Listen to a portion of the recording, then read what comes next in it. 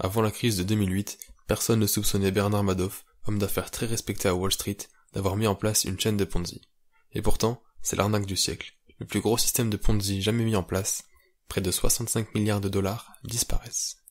Il profite de sa réputation dans le milieu de la finance pour proposer à de riches investisseurs de lui confier leurs économies afin de les placer dans son fonds d'investissement qu'il présentait comme étant particulièrement sûr et surtout offrant un taux d'intérêt exceptionnel de 10% par an.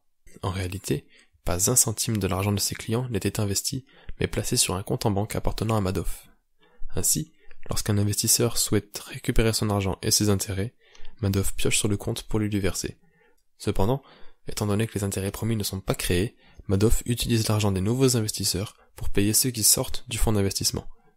Ce système peut perdurer tant qu'il y a en permanence de nouveaux investisseurs.